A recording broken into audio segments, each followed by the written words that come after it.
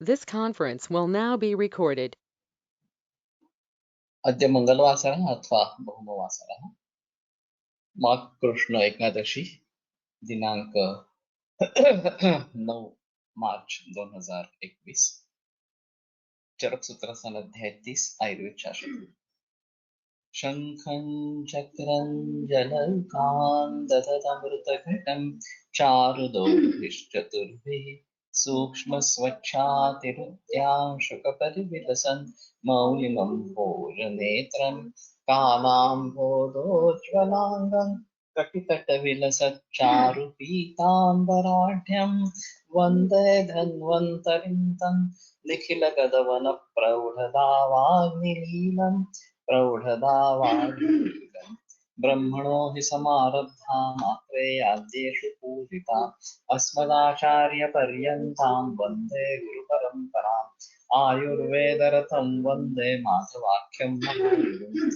आयुर्वेदामृतं सर्वं शिष्येभ्यो यः प्रदत्तवान् द्रष्टा ज्ञानी दृष्टकर्मा कृतकर्मा तथैव च अध्यापको वृषक्श्रेष्ठो महान् संशोधकस्तथा गुणैरेतैः समुदितैः यत्कार्यं प्रतनोति सः समृद्ध्यर्थं हि कार्यस्य वयं नु प्रयतामहे सरस्वत्यै नमो यस्याः प्रसादात् पुण्यकर्मभिः बुद्धिदर्पणसङ्क्रान्तं जगदध्यक्षमीक्षते आत्रेयं प्रथमं वन्दे आयुर्वेदजगद्गुरुम् आयुर्वेदामृतं सर्वं गृहीत्वा हि सुरेश्वरात् अग्निवेशादिकेभ्यो यत् प्रेच्छत् मम सत्तमः प्रथमं तन्त्रकर्तारम् अग्निवेशं नमाम्यहम्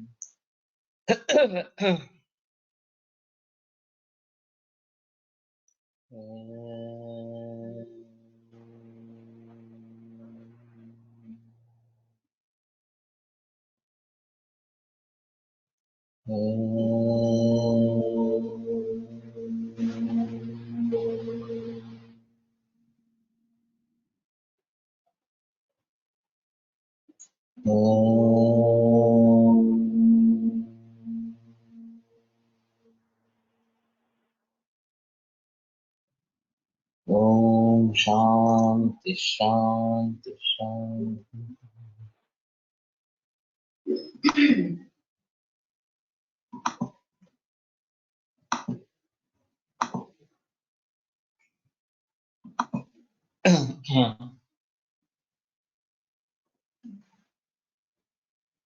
गुरु लघु शीत उष्ण स्निग्ध रूक्षादीनां द्रव्याणां सामान्य विशेषाभ्यां वृद्धिरासौ यथोक्तं गुरुभिः अभ्यस्यमानैः गुरूणां उपचयो भवति अपचयो लघूनाम् एवं एव इतरे एष भाव स्वभावो नित्यः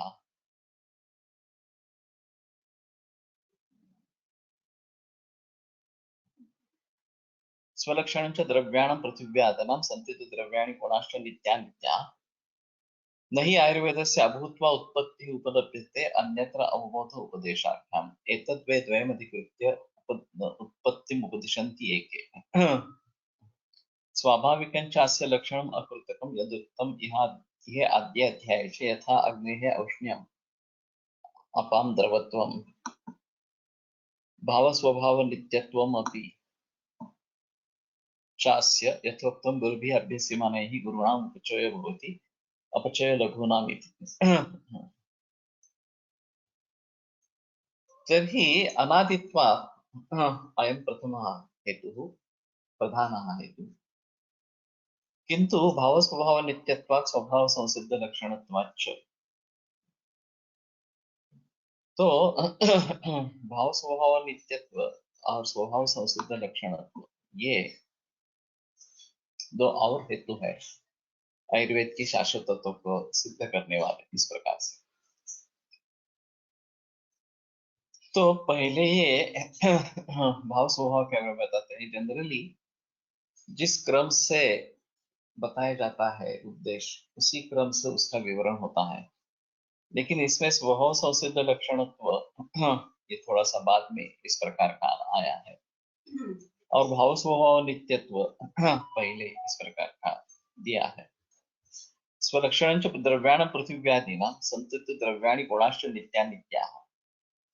तो पृथ्वी आदि द्रव्यों के जो स्वलक्षण है और संतित द्रव्याणि गुणाश्च नित्यानित्या, द्रव्य और गुण दोनों नित्य और अनित्य हो सकते हैं। स्वाभाविकं चास्य लक्षणम् अकृत्रिमं यद्दत्तं इह अद्य अध्याये च, यथा अग्नेः औष्ण्यम् अपान द्रवत्वं द्रवचलोष्णत्वं भूजनानन तेजसा आकाशस्य प्रतिघातो दृष्टम लिंगम यथाक्रमम, ये जो बात बताई गई है, तो जिसका लक्षण स्वभाव संसिद्ध है, ये दूसरा हेतु इस प्रकार का बताया गया। तो स्वभाव संसिद्ध होने का मतलब यह है कि उसको सिद्ध करने के लिए दूसरे किसी चीज की आवश्यकता नहीं है, स्वभावतः ही वह सिद्ध इस प्रकार का है। यथा वन्य उष्णम अपाम द्रवत्वम वगैरह, ये जो बातें हैं, अगर जिनके लक्षण स्वभाव सिद्ध है उनके आधार पर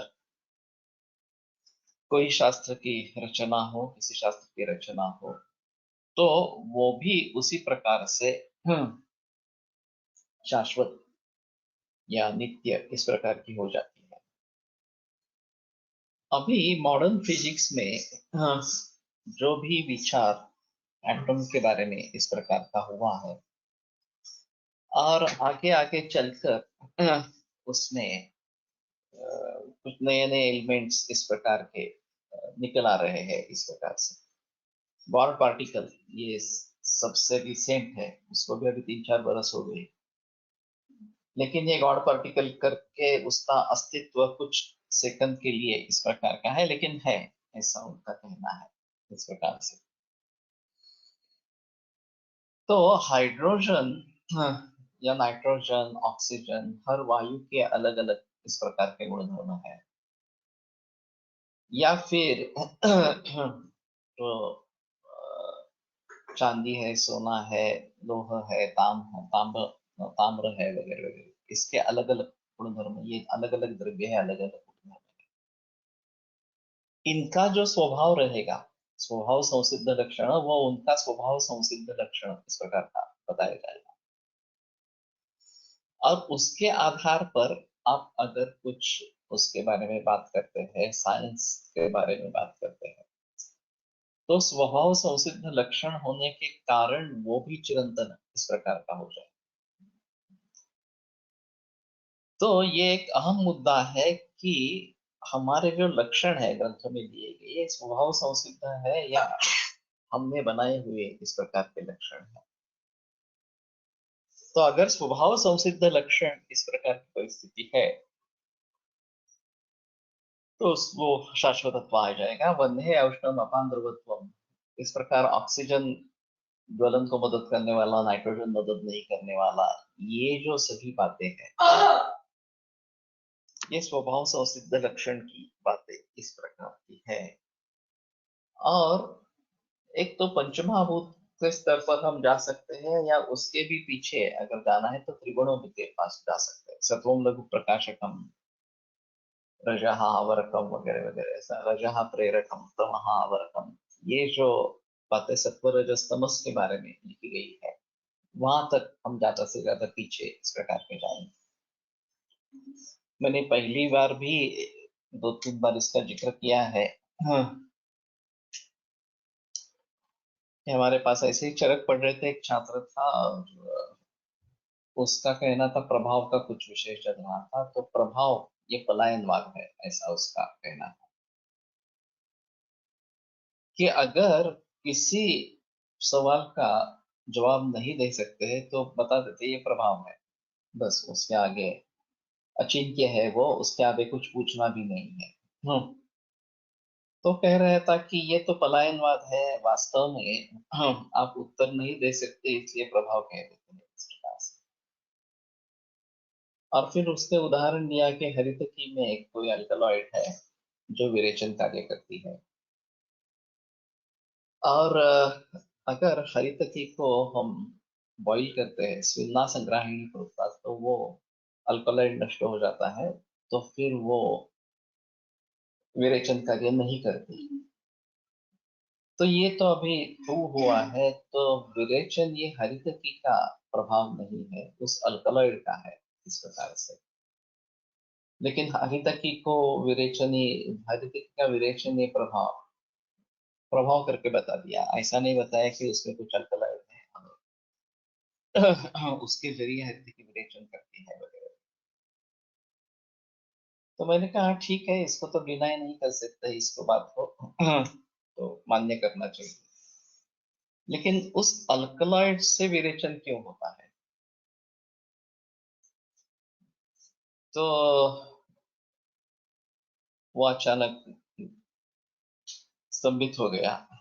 मैंने कहा लॉजिकली उसके दो उत्तर होते हैं, एक तो अल्कलॉइड ही विरेचन करता है, नहीं तो अल्कलॉइड का अगर हम विभाजन करेंगे और उसमें कुछ ऐसा द्रव्य तत्व होगा जो विरेचन करना है, तो कहेंगे कि अल्कलॉइड से नहीं, उसमें जो एनालिसिस करने के बाद ये द्रव्य उसमें मिल रहा है उससे विरेचन होगा।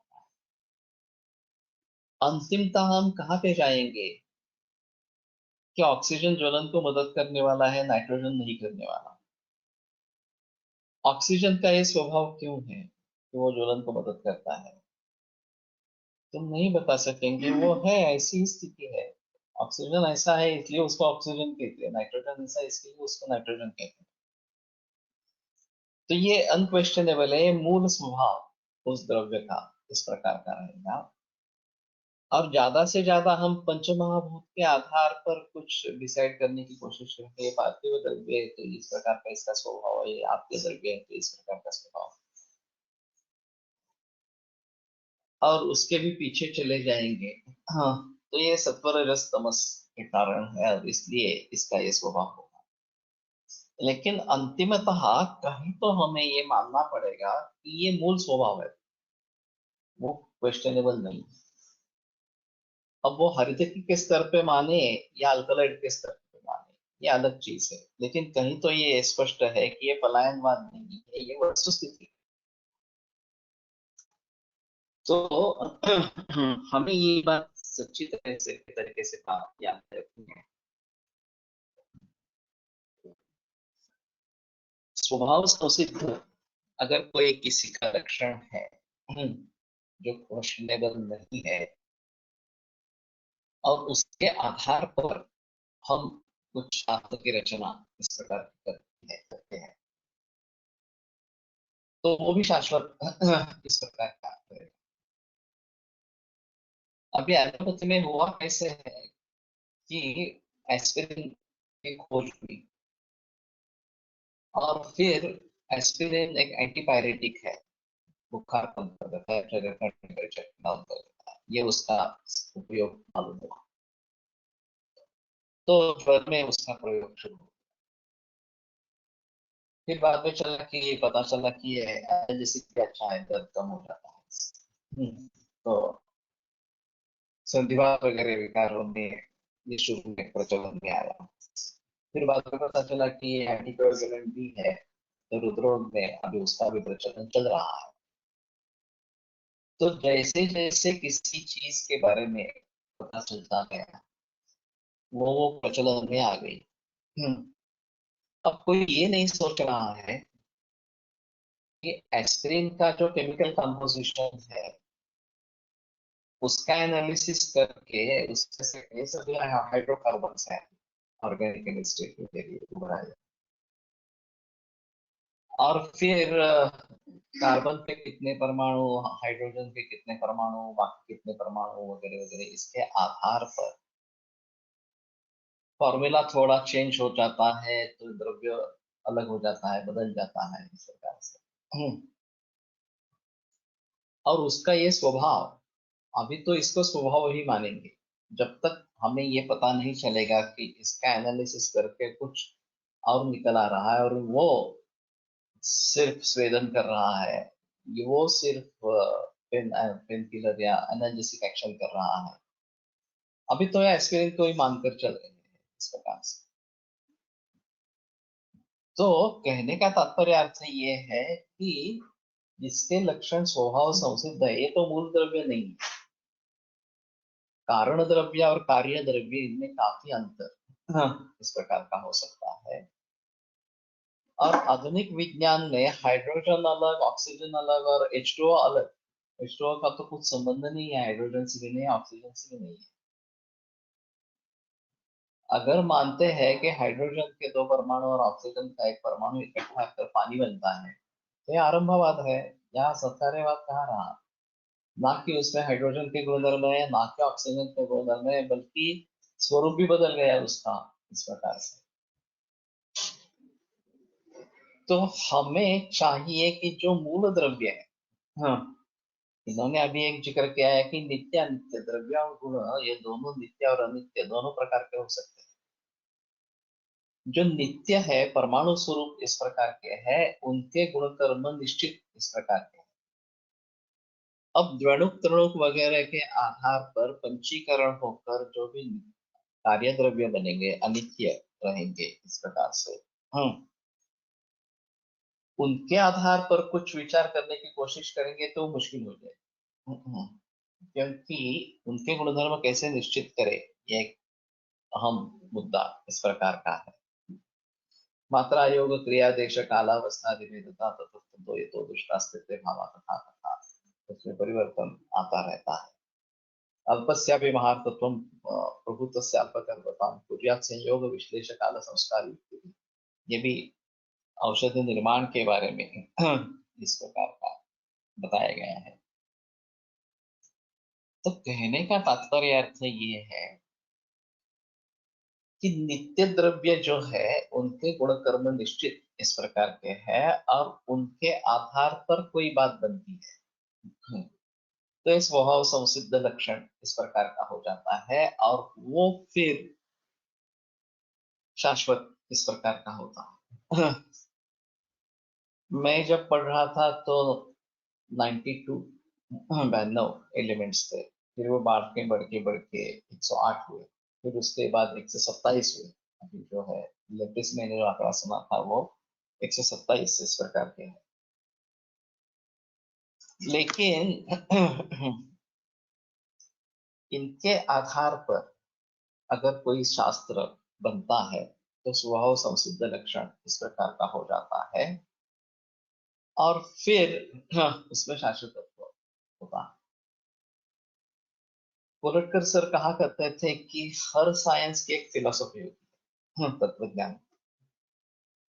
सभी शास्त्रों में जो उच्च डिग्री कही जाती है वो पीएचडी कही जाती है, डॉक्टर ऑफ फिलोसॉफी ऑफ जो भी साइंस हो उसके बारे में बहस होती है। Tata institute of fundamental research, हाँ, TIFR, एक जानी मानी संस्था है बम्बई में। और बेसिक रिसर्च वास्तव में इसी में होना है कि किसी भी साइंस की जो मूल तत्व है वो प्रायः बदलने वाले नहीं रहते। हाँ, और उन्हीं के आधार पर बहस होती रहती है, उनकी उन्हीं के आधार पर आगे डेवलपमेंट होती रहती है। लेकिन हमें ये बात पक्की ध्यान में रखनी है कि हाँ, स्वभाव संसिद्ध लक्षण इस प्रकार के होंगे, उनके लक्षण स्वभावतः सिद्ध इस प्रकार के हैं, तो मुसीबत नहीं, आपत्ति नहीं है। हाँ, तो शाश्वतत्व अच्छा है। अगर आप बदलने वाले भावों पर लक्षण बनाएंगे और उनके बारे में जिक्र करेंगे तो मुसीबत शुरू हो जाती है और फिर शाश्वत कहलाना मुश्किल इस प्रकार का हो जाता है। से अपान द्रवत्वम वन्य औष्ण्यम, ये न बदलने वाले स्वभाव संसिद्ध इस प्रकार के लक्षण हैं और उसके आधार पर अगर आप नींव रखते हैं शास्त्र कि कटु अम्ल लवण ये रस अग्निभाभूत इसमें है और अग्नि उष्ण इस प्रकार का है, तो ये तीनों रस उष्ण वीर्य इस प्रकार के हैं और फिर शरीर में उष्ण वीर्य वाला उष्ण गुण वाला पित्त है तो इससे पित्त बढ़ता है। ये जो स्वभाव संसिद्ध लक्षण है वन्य औष्ण्यम, जो इसमें रस में घुस गया और रस के द्वारा पित्त तक पहुंच गया, इसमें कोई परिवर्तन नहीं आने वाला, ये तो ऐसा ही रहने वाला। तो उसी प्रकार मधुर अम्ल लवण, ये इन रसों में मधुर, पृथ्वी और जल ये दो महाभूत है, और जिससे कफ बढ़ता है इसमें कोई परिवर्तन नहीं आने वाला। तो स्वभाव संसिद्ध लक्षण होने के जरिए शाश्वतत्व है, ये एक अहम मुद्दा इस प्रकार का है। और भाव स्वभाव नित्यत्व गुरु भी अभ्यस्यमाना ही गुरुणाम अपचय भवति अपचय लघूनाम एवं एव इतरेषां। तो गुरु लघु शीत उष्ण स्निग्ध वृक्षादीनां द्रव्याणां सामान्य विशेषाभ्यां वृद्धि ह्रास। गुरु लघु शीत उष्ण स्निग्ध वृक्ष वगैरह जो द्रव्य है, तो उनके समान द्रव्य, उनके समान गुण, इस प्रकार की अगर स्थिति हो तो हाँ, उनके वृद्धि और ह्रास इस प्रकार के होते रहते हैं। यहाँ पे एक बात ध्यान में रखनी चाहिए कि हाँ, गुरु लघु शीत उष्ण स्निग्ध वृक्ष ये सभी गुण है और द्रव्य है। कर्म के बारे में यहाँ निर्देश नहीं है। जो एक बड़ी भूल चक्रपाणी दत्त ने की है, वो शायद परंपरा से आती होगी कि सर्वदा सर्वभावानां सामान्य वृद्धि कारणम ह्रास हेतु विशेषश्च प्रवृत्ति उभयस्य तु, इसके बारे में विवरण करते समय कर्म सामान्य भी लिख दिया वहां पे। और कर्मापि यद यस्य धातु वृद्धिकरण तत्तत् आसेव्यम, इस प्रकार की जो पंक्ति है उसको सामने रख दिया। लेकिन बेसिक डिफरेंस ऐसा है कि सृष्टि विशिष्ट और पुरुष विशिष्ट द्रव्य और गुण भिन्न भिन्न हो सकते हैं, या समान इस प्रकार के हो सकते हैं, और फिर उनके जरिए शरीर में वृद्धि होना ह्रास होना ये तो ठीक है। लेकिन ये दो द्रव्य अलग अलग है, सृष्टि विशिष्ट द्रव्य अलग है, पुरुष विशिष्ट द्रव्य अलग है। कर्म के बारे में पुरुष विशिष्ट ही कर्म है। धावन वगैरह से वात की वृद्धि होती है और कफ का क्षय होता है, इसमें दो द्रव्य नहीं है, द्रव्य हम ही है इस प्रकार। तो सामान्य विशेष सिद्धांत के विवरण के बारे में सिर्फ द्रव्य और गुण का परिणाम देखना चाहिए, कर्म का वहां पे संबंध नहीं है। कर्म सामान्य, कर्म विशेष, ये सभी बातें योग्य नहीं है। ऐसा है कि हमारे ही कर्म से, आस्या सुख स्वप्न सुख वगैरह से कफ बढ़ा है, तो हमारे ही धावन वगैरह के कर्म से उस कफ का क्षय होगा, या हमारे ही धावन वगैरह या ज्यादा भागदौड़ होने के कारण वात की वृद्धि हुई है, तो हम ही हम ही के शरीर के द्वारा विश्रांति लेने पर उसका शमन हो। या सृष्टि का कोई संबंध नहीं है, सामान्य उसमें है, ऐसा कुछ संबंध नहीं है। तो उसमें वृद्धि होती है नहीं होती है अलग बात है, या क्षय होता है नहीं होता है, ये अलग बात है, होता है। लेकिन ये दो अलग अलग चीजें नहीं है। हमारा ही शरीर इसमें काम इस प्रकार का कर रहा है। उसमें मांसम आप्यायते मांसेन रक्तम रक्तेन वगैरह वगैरह, ये जो बात बताई गई है, वहां दो द्रव्य अलग अलग है, एक सृष्टि विशिष्ट है, एक पुरुष विशिष्ट है, इस प्रकार है। तो ये बड़ी भूल बहुत सारे वर्षों से चली आ रही है, और चक्रपाणी दत्त ने उसका विवरण करते समय ये सब बातें लिखी है कि कर्म सामान्य की बात करते, कर्म विशेष की बात इस प्रकार की कर दी। तो वास्तव में सामान्य विशेष का संबंध द्रव्य गुण से है।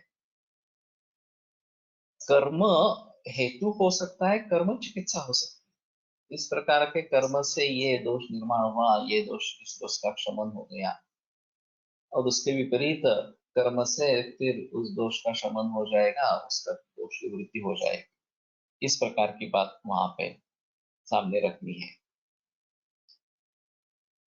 तो कहने का तात्पर्य अर्थ है कि सामान्य विशेष से वृद्धिरास इस प्रकार के होते हैं। गुरु भी अभ्यस्य माने गुरुणाम मोचो भगवते अपक्षय लोगों, गुरु पदार्थों का सेवन करते रहेंगे तो गुरु का उपचय शरीर में हो जाएगा, और लघु जो द्रव्य है उनका अपचय इस प्रकार का हो जाएगा।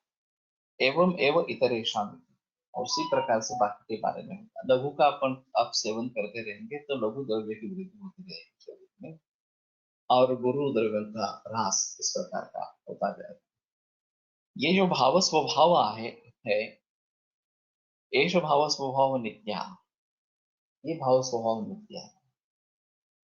तो जैसा करोगे वैसा भरोगे, ऐसी ये स्थिति है कि अगर आप संतर्पण ही ज्यादा करते रहेंगे तो शरीर में संतर्पण ही होता रहेगा, और पुरुषता वगैरह जो है वो निकल जाएगा, आगे स्थौल्य भी आ जाएगा। उसके विपरीत आप अपतर्पण करते रहेंगे तो अपतर्पण होता जाएगा, ह्रास होता रहेगा।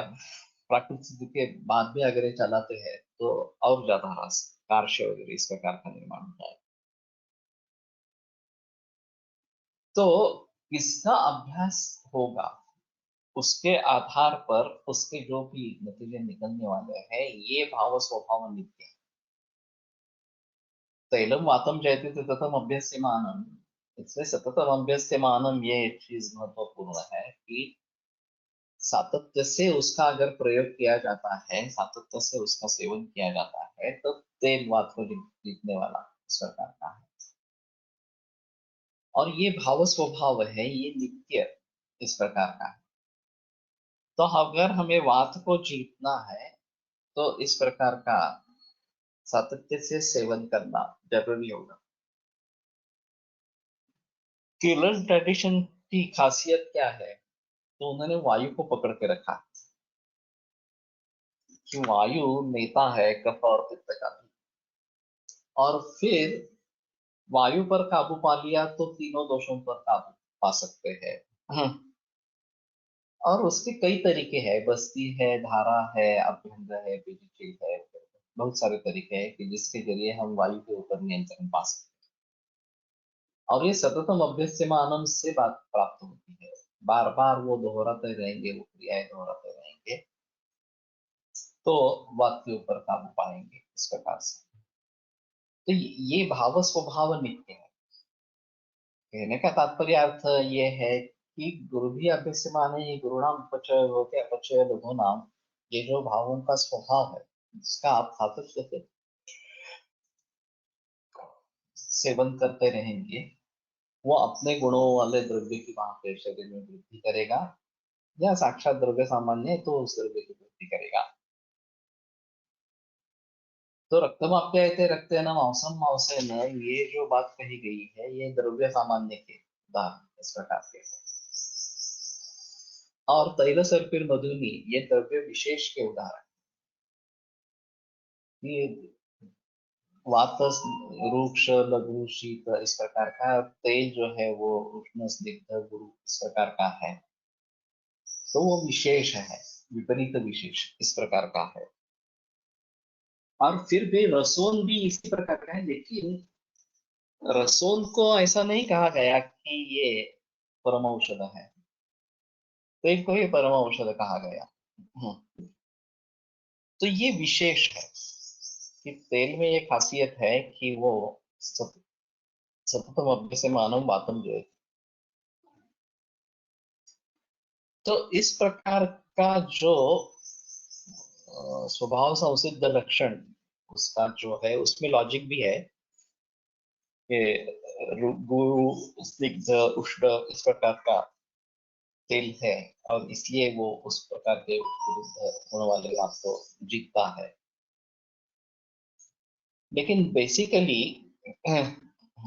ये स्वभाव संसिद्ध लक्षण या फिर भाव स्वभाव नित्यत्व के आधार पर निर्भर है, और इसलिए शाश्वत इसमें है। आज के जमाने में ऐसा हुआ है कि जो बदलने वाला है वही अच्छा है, क्योंकि वो जिंदा है। इसमें कुछ अगर परिवर्तन नहीं आ रहा तो समझ लेना है कि वो मृत जैसा ही हो गया, वो साइंस ही नहीं है। हाँ, इस प्रकार से। और यहाँ बिल्कुल उल्टी परिस्थिति है कि इतना पुराना साइंस है, फिर भी वो कहते हैं कि वो शाश्वत है, ऐसा ही रहेगा, उसमें कुछ परिवर्तन नहीं आएगा। क्योंकि जिन मूलभूत सिद्धांतों पर, जिन मूलभूत बातों पर यह निर्भर है, वे स्वभाव संसिद्ध है या भाव स्वभाव नित्य वाले इस प्रकार के है, तो इसमें कोई परिवर्तन आने की आशंका नहीं है, ये पॉसिबल ही नहीं है, तो फिर शाश्वत तत्व हो जाएगा। अभी हम सोचते हैं कि जो परिवर्तनशील है, जिसमें बदलाव आता रहता है, वो अच्छा है, और ऐसा मान लेते हैं कि पहले जमाने में ये हुआ था, अब ये आ गया है, तरक्की हो गई, प्रगति हो गई, तो ये उससे बढ़िया है इस प्रकार से। लेकिन हम भूल जाते हैं कि उसकी दूसरी बाजू जो है, दूसरा जो विचार करने का तरीका है, उसको हमने ध्यान में नहीं लेके दिया। उससे नुकसान क्या हुआ है, क्या हो रहा है, इसके बारे में हमने सोचा नहीं। जब ये बातें सामने आती है तो पता चलता है कि नहीं नहीं, हमने इसको स्वीकार किया, फिर भी ये अच्छा नहीं है, ये इसमें दोष है, और वो आगे चलकर हमारे लिए बहुत तकलीफ वाले इस प्रकार के बन जाएंगे। ये पर्यावरण की हानि करने वाले इतने सारे इतनी सारी बातें हमने इकट्ठा की है, इसका प्रचलन रेगुलर रूप में चल रहा है, और हमें उसके बारे में कुछ भी पता ही नहीं है। अब सोचने लगे हैं कि अरे बाप रे, इससे पर्यावरण की इतनी हानि हो रही है, और वो अंतिमतः हमारे ही नाश के लिए कारण इस प्रकार के हो जाएगी। तो इसमें सारी सुविधाएं हैं, इसलिए हमने इसका प्रचलन आरंभ किया, लेकिन बाद में पता चला कि नहीं, ये भी उसमें उसके साथ से जुड़ा है, और ये काफी हमारे लिए दिक्कत वाली इस प्रकार की बात। तो इस प्रकार के बदलने वाले जो भाव है वो अच्छे रहते हैं, इसके बारे में जो भी संदेह निर्माण होते हैं, उसके बारे में सोचना बहुत जरूरी है। एक बीच में लहर आई थी इंटीग्रेशन की। आयुर्वेद का इतिहास फिर से एक बार लिखने की जरूरत, कुछ इस बारे में थोड़ा जिक्र हुआ है शुद्ध मिश्रवाद इस प्रकार का। अभी वो इतना नहीं रहा है शुद्ध मिश्रवाद, और कुछ हद तक आधुनिक विज्ञान का प्रयोग करना है, इससे वैद्य भी सहमत हो गए हैं, और फिर भी आयुर्वेद ही करना है, ये बात भी स्पष्ट इस प्रकार की है। ये पुराणम इत्येव न साधु सर्वम न चापि काव्यम नवमित्यवद्यम संतत परीक्षांत तरत भजन्ते मूढ़ पर प्रत्यय नियम। तो इस श्लोक को किसी ने बोधवाक्य बनाया है, इंटीग्रेशन वालों ने, कि पुराण इत्येव न साधु सर्वम, पुराण है इसलिए सभी साधु है, ऐसा नहीं है। नचापि काव्यम नवमित्यवद्यम, और नवीन है इसलिए अवध्य है, प्रश्न निंदनीय नहीं है इस प्रकार से। संत परीक्षा में तरत भजनते, सज्जन जो व्यक्ति है या परीक्षा करने वाले जो है, वो परीक्षा अन्य तरत भजनते, वो परीक्षा करके किसको लेना है किसको नहीं लेना है इसके बारे में सोचते हैं। मूढ़ पर प्रत्यय नहीं है बुद्धि। मूर्ख लोग जो है वो दूसरों के विचारों पर चलते हैं। मूल रूप से विचार करने वाले व्यक्ति बहुत ही कम होते हैं, ज्यादातर लोग फॉलोअर्स इस प्रकार के होते हैं, और एक नया टेक्निक आ गया, चलो उसके पीछे दौड़ेंगे, इस प्रकार की स्थिति ज्यादा होती है। और बाद में पता चलता है कि अरे बाप रे, इसने तो काफी नुकसान कर दिया, हमने सोचा था कि ये बहुत अच्छा है टेक्निक, लेकिन काफी नुकसान हो गया। जब ये हरित क्रांति की शुरुआत हुई इसमें डॉक्टर स्वामीनाथन के जरिए, या धवल क्रांति हुई दूध के बारे में, जर्सी गाय का प्रचलन हो गया, और फिर बाद में पता चला कि ये नहीं नहीं, ये जर्सी गाय तो विष है, डेविल है, राक्षस है। और डेविल इन द मिल्क की किताब पब्लिश हुई। सोनाली शिंदे के पिता विलासराव साळुंखे ने भी उस समय, उस जमाने में ये जर्सी गाय लाके रखी थी उनके खेत में। बाद में जब पता चला तो वो तो निकाल दिया, और देसी गाय फिर से एस्टेब्लिश की वहां। तो इस प्रकार से बह जाना ये काफी कॉमन है। पूरी तरीके से सोच समझ कर करना ये आवश्यक है। अभी जो मैं रिकॉर्डिंग्स कर रहा हूँ, ऑडियो रिकॉर्डिंग्स कर रहा हूँ बौद्धिक आरोग्य के बारे में और सजगता, अभी का आज का मुद्दा था सजगता, कि सावध रहे इस प्रकार से। तो इंटरनेट के जरिए अभी माया जाल है, इंफॉर्मेशन, हम उसको नॉलेज समझ रहे हैं। ये वास्तव में ज्ञान नहीं है, ये तो सिर्फ माहिती या इंफॉर्मेशन है। उसमें से हमारे फायदे वाली क्या है, नुकसान करने वाली क्या है, ये सब देखकर किसको चुनना है किसको नहीं चुनना है, साधक बाधक विचार जो कहते हैं वो उसमें आवश्यक इस प्रकार। और जो इस प्रकार के स्वभाव संसिद्ध लक्षण होंगे, भाव स्वभाव नित्यत्व के आधार पर होंगे, वही चालू रखने हैं। जो इस प्रकार से परिवर्तनशील है, आज अच्छा लगा, 2 वर्ष के बाद पता चला कि अरे बाप रे, नहीं नहीं, इससे तो काफी हानि हो रही है, तो इसको छोड़ देना चाहिए। और इसके बहुत ही दूरगामी परिणाम होंगे, तो इसके लिए दूरदृष्टि भी होनी जरूरी है। खेती में जो परिवर्तन आया वो बहुत ही दूरगामी परिणाम करने वाला निकला, क्योंकि आहार संभव वस्तु रोगाश आहार संभव है, साक्षात हमारे शरीर से जुड़ा हुआ है। उन्होंने एक ट्रिकी क्वेश्चन पूछा था कि किन किन लोगों का खेती से संबंध है, वो हाथ ऊपर उठाए। तो कुछ लोगों ने हाथ ऊपर किए, तो उन्होंने पूछा कि क्यों है तुम्हारा खेती का संबंध है, तो बोले हमारी खेती है घर पे इसलिए हमारा खेती का संबंध। तो उन्होंने बाकी लोगों को पूछा तुम क्या खाना बिना कुछ खाते नहीं हो क्या तो सभी ने कहा नहीं, खाना तो खाते हैं, तो तुम्हारा खेती से संबंध नहीं है ऐसा तुमने क्यों मान लिया? सिर्फ इन लोगों का खेती से संबंध है और हमारा खेती से कुछ संबंध नहीं है, ये बात कहाँ से आई? तो ये जरूर सोच करने की बात है, सोचने की बात है कि हम सभी का खेती से संबंध है। ऐसा नहीं है जिनकी खेती है, जो किसान है, उनका सब खेती से संबंध है, हमारा भी संबंध है। और किसान क्या उगाएगा, जो उसको लगता है कि उससे मुनाफा मिलने वाला है, उसका उसकी गृहस्थी चलने वाली है, उसको वो कोशिश करेगा। और उसी में परिवर्तन आ गया कि आधुनिक तंत्रज्ञान आ गया, ये संकरित बीज आ गए, संकरित गाय आ गई, और इससे तरक्की हो रही है, इस प्रकार से मुनाफा बढ़ रहा है। ये जो शुरू में प्रचलन हुआ उसमें सभी लोग बह गए इस प्रकार से। तो ये शाश्वत नहीं है, ये बदलने वाली चीज है। अभी फिर से इसके बारे में काफी चर्चाएं शुरू हुई, पर्यावरण की एक मूवमेंट शुरू हो गई, और इसके बारे में लोग सोचने लगे कि ये कर रहे हैं हम गलत कर रहे हैं, बराबर कर रहे हैं, इस प्रकार से। तो इस प्रकार के परिवर्तन सभी शास्त्रों में आते रहेंगे, अगर वो स्वभाव संसिद्ध लक्षण या भाव स्वभाव नित्यत्व पर निर्भर नहीं है। जो चीजें इन चीजों पर निर्भर होंगी, इन मूल तत्व ज्ञान के ऊपर निर्भर होगी, वही शाश्वत है। और ये आयुर्वेद में किया है, इसलिए आयुर्वेद शाश्वत है।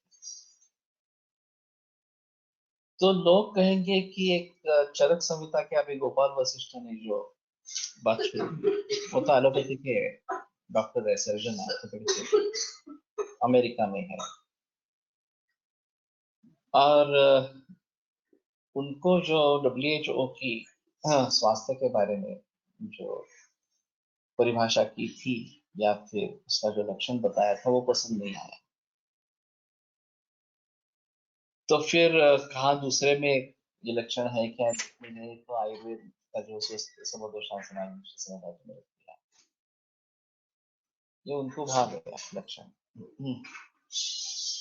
और फिर उन्होंने पूछा कि आयुर्वेद की सबसे अहम संहिता कौन सी है, तो लोगों ने जवाब दिया चरक संहिता। तो बोले कौन सी एडिशन चल रही है? तो ये बहुत पुराने वाली बात है। तो उन्हें एडिशन का क्या संबंध है? जो छपी हुई है उसका सिर्फ पुनर्मुद्रण इस प्रकार का चलता आ रहा है, उसमें कोई परिवर्तन नहीं है, एडिशन में चेंज कुछ भी नहीं है। तो हमको बड़ा आश्चर्य लगा कि का समय अनुसार बदलते हैं, और अगर आप समय के अनुसार बदल नहीं होंगे, कंटेम्पररी कुछ बोध नहीं ले रहे, तो फिर ये अभी के काल में उसकी उपयुक्तता नहीं रहेगी। तो उसके ऊपर उसको बदलने की कोई बात नहीं, लेकिन उसके ऊपर अनुभवों के आधार पर, विचार विमर्श के आधार पर कुछ टिप्पणी देना और आज के काल के सुसंगत उसको बनाना, ये एक आवश्यक कार्य है, ऐसा उन्होंने मान लिया।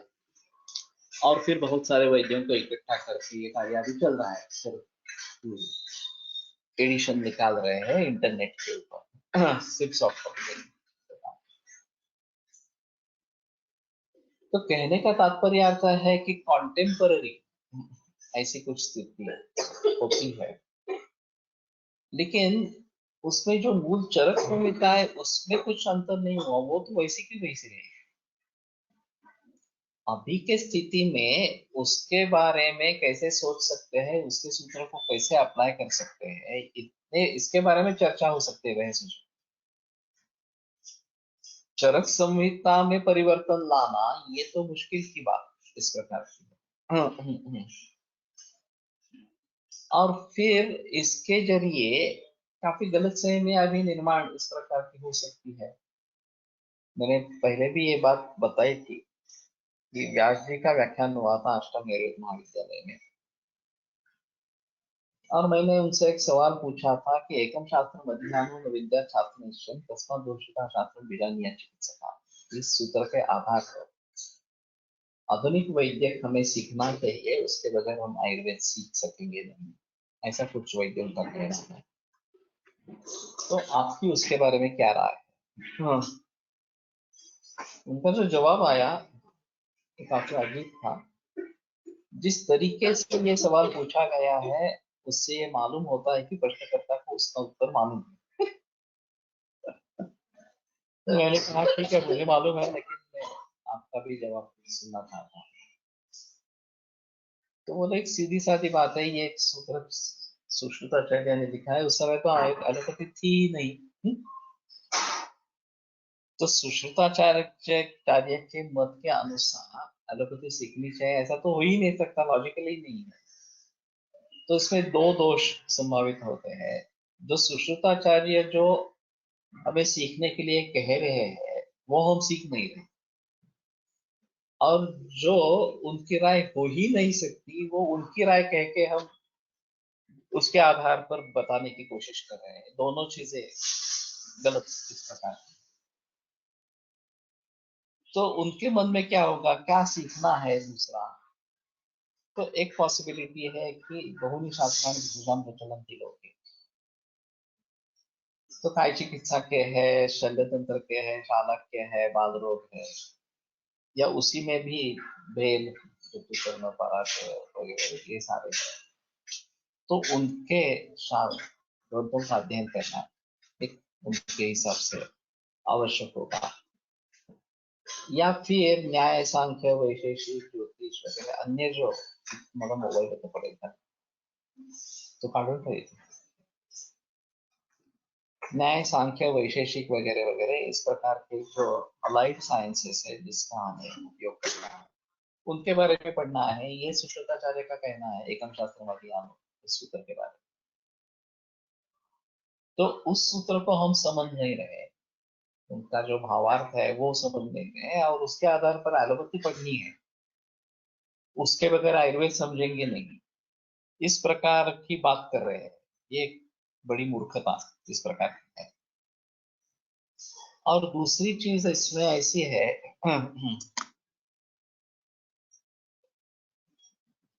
कि उस जमाने में उन्होंने ये लिख दिया था, अभी के जमाने में कैसे करना है, क्या करना है, इसके बारे में सोचना है। तो हमारे एक सर थे उन्होंने उसके बारे में बहस की। वो बोले कि ठीक है, आप जो कह रहे हैं बता रहे हैं कि उस समय एलोपैथी थी ही नहीं, तो सुश्रुताचार्य के मत के अनुसार ये नहीं देगा। लेकिन कॉन्टेम्पररी, जैसे गोपाल वशिष्ठ ने बात, अभी के हालात में इतने सारे शास्त्र, केवल आयुर्वेद ही नहीं, आयुर्वेद बाकी भी शास्त्र मौजूद है, एलोपैथी मौजूद है, तो उसका अध्ययन करना चाहिए। ऐसा मानने में क्या देर है, करना चाहिए इस प्रकार से। मैंने कहा ठीक है, बराबर है, अगर अभी के कॉन्टेक्स्ट में इसके बारे में करना चाहते हैं तो करो। लेकिन इसमें भी दो मुद्दे हैं। तो बोले वो क्या है? तो मैंने कहा सिर्फ एलोपैथी ही क्यों, होम्योपैथी है, चाइनीज है, निसर्गोपचार है, और भी कोई रेखी है वगैरह वगैरह, प्राणिक हीलिंग है। तो सभी के बारे में हमें जिक्र करना है, एक शास्त्र केवल नहीं पढ़ना है। वैसे तो आयुर्वेद पढ़ना ही है, आयुर्वेद के सभी ग्रंथ तो पढ़नी ही है, उसमें संदेह नहीं है। और उसके बावजूद ये बाकी भी सभी शास्त्र सीखते हैं इस प्रकार से। और दूसरी चीज ऐसे, ये सिर्फ हमारे लिए निर्बंधक है। एलोपैथी का डॉक्टर है, वो भी आयुर्वेद सीखे, होम्योपैथी सीखे, चाइनीज सीखे, सभी सीखे ना, सभी डॉक्टर सभी सीखे। तो बोले वो गुस्सा हो गए, तो वो कर नहीं रहे हैं, ये उनकी भूल है, तो हम भी भूल ही करते रहेंगे। मैंने कहा कि वो, उनको तो नहीं लगता है कि वो भूल कर रहे हैं, वो सिर्फ एलोपैथी पढ़ रहे हैं, तो ये उनकी भूल है ऐसा उनको नहीं लगता है। उनमें कुछ ही डॉक्टर्स ऐसे हैं जो समझते हैं कि ये भूल है, केवल एलोपैथी करते हैं। वो आयुर्वेद में आ गए, उन्होंने आयुर्वेद का अध्ययन शुरू कर दिया, या होम्योपैथी में लग गए इस प्रकार से। लेकिन बहुत सारे डॉक्टर्स ऐसे हैं जो देखना ही नहीं चाहते हैं कि उनके शास्त्र के बाहर कुछ है क्या इस प्रकार से। तो वो नहीं मानते हैं कि हम कुछ भूल कर रहे हैं। हमें ही ऐसा लगता है, गिल्टी फीलिंग होता है कि अरे हम ये नहीं पढ़ रहे तो कैसा होगा। और उसमें भी दो चीजें ऐसी है कि एक बात, हम आयुर्वेद में पक्के हो जाएंगे, आयुर्वेद को अच्छी तरीके से समझ लेंगे कि, और फिर हमने एलोपैथी का कुछ अध्ययन किया, तो हमारे दृष्टिकोण में बदलाव नहीं आने वाला। हम पक्के रहेंगे आयुर्वेद के लिए, उनमें जो जो त्रुटियां हैं वो ढूंढ लेंगे, कमियां जो है उनको ढूंढ लेंगे, और उसके बारे में जिक्र करेंगे समाज से कि देखो ये ऐसा ऐसा है। एंटीबायोटिक्स के इतने सारे दुष्परिणाम होते हैं, केमोथेरेपी के इतने सारे दुष्परिणाम होते हैं, उनसे अगर बचना है तो ये करना जरूरी है वगैरह। और कैसे आयुर्वेद शुद्ध चिकित्सा के बारे में जिक्र करता है, और कैसे एलोपैथी में अशुद्ध चिकित्सा ही की जाती है सभी लोगों की। उनकी एक भी ड्रग ऐसी नहीं है कि जिससे साइड इफेक्ट्स नहीं है, और ना ही साइड इफेक्ट्स कम करने का कोई रास्ता उन्होंने ढूंढ लिया है। ज्यादा से ज्यादा उसके साथ में एंटासिड दे देंगे, बस इतना ही। साइड इफेक्ट्स को दूर करने का इतना ही तरीका है। तो ये कैसी अजीब बात है। हमारे यहाँ शुद्ध चिकित्सा के बारे में इतना जिक्र किया गया है कि आप सिलेक्शन करते समय ऐसा सिलेक्शन करो कि कोई प्रयोगशमेत व्याधि मन्य मुद्रे नासो विशुद्ध शुद्ध से शमेत एवं उपयोग। सिर्फ शमन ही होगा, किसी दूसरे रोग को निर्माण करना ये बात नहीं होगी सरकार से। तो अगर हमें इस तरीके से सोचने की आदत पड़ जाती है, अरे इससे पित्त बढ़ेगा तो ठीक है, बेटर ऑप्शन है कि मैं वासा का प्रयोग करूं, कंटका का मैं प्रयोग करूं, नहीं करूंगा वगैरह इस प्रकार से। वात पित्त को ट्रीट कर रहे हैं तो वासा करेंगे, या फिर कृषि में भी करेंगे। वात कफ को ट्रीट करेंगे कर रहे हैं तो शायद शुंठी, कंटकारी वगैरह इस प्रकार का कुछ भी हो। तो हम अपने तरीके से सोच सकते हैं कि शुद्ध चिकित्सा हो, दूसरे किसी दोष को या रोग को बढ़ावा न मिले इस प्रकार से। लेकिन ये तो बात एलोपैथी में है ही नहीं, साइड इफेक्ट्स होने ही वाले हैं, क्योंकि इफेक्ट है तो साइड इफेक्ट है ही, ऐसा उनका कहना है। हमारे यहाँ काल का, औषध सेवन काल के बारे में जिक्र है, अनुपान के बारे में जिक्र है, जिसके जरिए हम साइड इफेक्ट्स को रोक सकते हैं। तो ये जो सभी बातें हैं, ये सभी बातें ध्यान में रखते हुए हमें आगे बढ़ना चाहिए। तो अभी इंटीग्रेशन का काफी माहौल है। अभी थोड़ा कम हुआ है, बीच में ये बहुत ही ज्यादा था। और शुद्ध आयुर्वेद चिकित्सक भी उभर आ रहे हैं, बहुत सारे लोग आयुर्वेद की प्रैक्टिस कर रहे हैं। लेकिन उसके पीछे अगर मॉडर्न की थॉट प्रोसेस है, आधुनिक वैद्य के बारे में विचार विमर्श है, उसके आधार पर है, तो आगे चलकर हमें पता चलेगा नहीं ये करने से कुछ फायदा नहीं। हमें आयुर्वेद की दृष्टि से सभी को देखना चाहिए। कल की बात है, मेरी आसाम से आया है कैंसर, एडवांस कैंसर, एडमिट किया पुनर्वसु में। और मैंने बताया था कि जब भूख लगे, जितनी भूख लगे उतना दूध ही लेना है। वो 1 लीटर दूध ले रही, लेकिन एडमिट करने के बाद पता चला कि बहुत ही उदावरता है, बहुत ही हिक्का है, इस प्रकार के कॉन्स्टिपेशन है। तो मैंने संसर्जन क्रम आरंभ कर दिया कि नहीं, ये दूध का जिक्र करने में कोई मतलब नहीं है। वो उसको लगता है कि भूख लगी है, लेकिन वास्तव भूख नहीं है, इस प्रकार से। तो हमारा बेसिक कंसेप्ट अग्नि का है, उसको छोड़कर हम कैसे चलेंगे? फिर जो मल परिवर्तन हो रहा था, बहुत ही दुर्गंधी कृष्ण वर्ण इस प्रकार का था, बहुत कष्ट से हो रहा था। फलवती का प्रयोग किया, फिर विरोह दे दिया। तो आयुर्वेद उसमें अहम है। कैंसर का डायग्नोसिस है, ये 125 काफी हाई है, 700 से ऊपर ऐसा कुछ है। लेकिन फिर भी हमारे हिसाब में अगर अग्नि अच्छा नहीं है, वात का अनुलोमन नहीं हो रहा है, उसके जरिए टिक्का है, उसके जरिए पेट में दर्द है, तो कहाँ कैंसर का क्या विचार करने का है उसमें? ये तो हमारे हिसाब में सामावस्था है, पाचन करने की आवश्यकता है, तो भली भांति पाचन करेंगे, संसर्जन क्रम दे देंगे। ये विचार अगर छूट जाए, हम अरबते के बहकावे में आके इसको कैसे करना है, पेन रिलीफ करने के लिए क्या करना है, ऐसा अगर सोचना आरंभ करें तो बड़ी मुश्किल इस प्रकार से हो जाए। तो कहने का तात्पर्य अर्थ है कि इंटीग्रेशन, मैंने एक प्रेजेंटेशन बीच में किया था, वाई इंटीग्रेशन, वो अधूरा ही रहा है, ज्यादा उसके बारे में आगे लिखा नहीं है। और मैंने हेतु पुरुष, मैं इंटीग्रेशन के बाजू में बोलने वाला हूँ या इंटीग्रेशन के खिलाफ बोलने वाला हूँ, ये दोनों चीजें मैंने वैसी ही रखी। वहां इंटीग्रेशन से दोनों अर्थ हो सकता है कि इंटीग्रेशन क्यों करना है, क्यों नहीं करना है, अगर करना है तो कैसे करना है, इन चीजों को साथ में लेके जाना है। और अभी मैं तो होलिस्टिक के ऊपर उतर आया हूँ। इंटीग्रेशन अलग चीज है, होलिस्टिक अप्रोच एक अलग चीज इस प्रकार की है।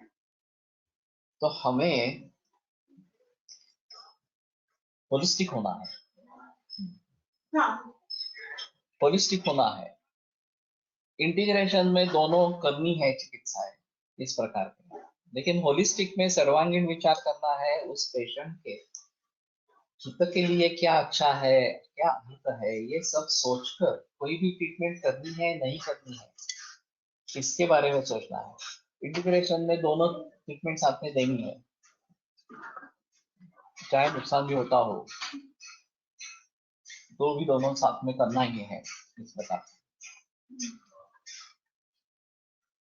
परसों ही कैसी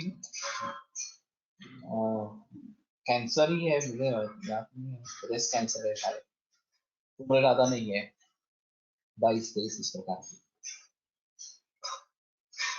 और बायोप्सी हुई है, दम छोटा है। तो मैंने कहा अगर बायोप्सी न करते हुए तुम आती, सिर्फ सोनोग्राफी आना नहीं, तो शायद मैं सुझाव देता कि तुम कुछ मत बताया, मैं कुछ मत करो, सिर्फ हमारा ट्रीटमेंट करो। लेकिन अब जब बायोप्सी हो गई है तो बढ़ने के चांसेस ज्यादा है। अभी तो कहीं स्प्रेड नहीं है, सिर्फ ब्रेस्ट में है। तो फिर इस हालत में केवल आयुर्वेद करना ठीक रहेगा नहीं रहेगा, मेरी किताब पढ़ो, मेरी मुलाकातें सुनो, फिर उसके बारे में निर्णय करो। तो बोली कि हम दोनों साथ में कर सकते हैं क्या, एलोपैथी भी करेंगे और ये भी करेंगे। मैंने कहा ठीक है, अगर तुम सोचती हो तो मुझे कोई ऐतराज नहीं है। वैसे तुम्हारी उम्र बहुत कम है और ज्यादातर लोग इसी रास्ते पर चलेंगे कि दोनों करना है इस प्रकार से। लेकिन बात ऐसी है कि करना है नहीं करना है, ये फायदा कितना है नुकसान कितना है, ये देखकर करना चाहिए। सर्वांगीण दृष्टिकोण से हित क्या है अहित क्या है ये विचार करके करना। एलोपैथी करनी ही है, उसके साथ में थोड़ा चाहे आयुर्वेद करे, इस प्रकार की सोच अभी लोगों में होती रहती है। तो ये बात समझ लेनी चाहिए कि हित क्या है और अहित क्या है, और इसके लिए सर्वांगीण दृष्टिकोण होने की जरूरत इस प्रकार की है। और ये अगर होगा तो शायद ये बात बने। आधुनिक शास्त्र को नहीं भी अपना या तो भी विद्यार्थियों ने आधुनिक टेक्निक का अभ्यास करना चाहिए। Microscope, x-ray, MRI using USG, इनका ज्ञान होने से आयुर्वेद का अभ्यास और सूक्ष्म रूप से जर सकता है। मैं इसके बारे में कल जिक्र करूंगा, थोड़ा सा मैं इसके बारे में कल जिक्र करूंगा। तो इसमें चीज ऐसी है कि एलोपैथी सीखना एक अलग बात है और इन सभी यंत्रों का, टेक्नोलॉजी का प्रयोग करना अलग बात है। अगर हमें इस टेक्नोलॉजी का प्रयोग करना है तो उसके जरिए हमें आयुर्वेद के बारे में ज्ञान होना चाहिए, एलोपैथी के बारे में। और ये बड़ा मुद्दा है, बड़ा अहम मुद्दा है। तो कल शुरू में ही इसके बारे में मुझे याद दिलाना। और इंटीग्रेशन के बजाय होलिस्टिक अप्रोच के बारे में हम ज्यादा जिक्र करेंगे तो ज्यादा बेहतर इस प्रकार का रहेगा। टेक्नोलॉजी का प्रयोग करना है उसमें मुझे भी संदेह नहीं है। हमने आईटी क्षेत्र का प्रयोग करके ही त्रिस्कंद कोश का निर्माण किया है या फिर धातुपति कोश का निर्माण करें, हम टेक्नोलॉजी यूज करके ही सभी लोगों तक पहुंच रहे हैं। तो टेक्नोलॉजी समझने में कोई मतलब न, कोई प्रॉब्लम नहीं है। टेक्नोलॉजी का किस चीज के किस ढंग से प्रयोग करना है, उपयोग करना है, उसके बारे में सोचना पड़ेगा। तो ये बात कल आगे बढ़ाए।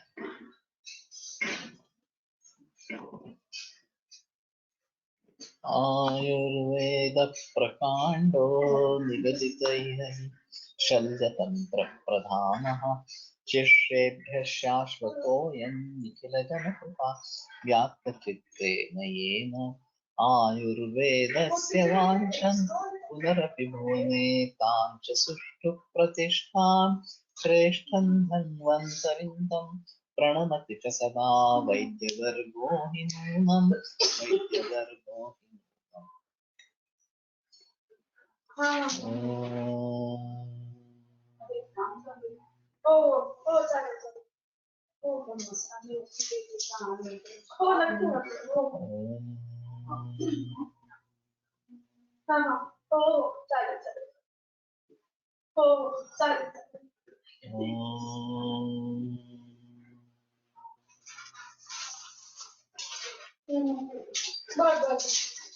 ओम शांति शांति शांति।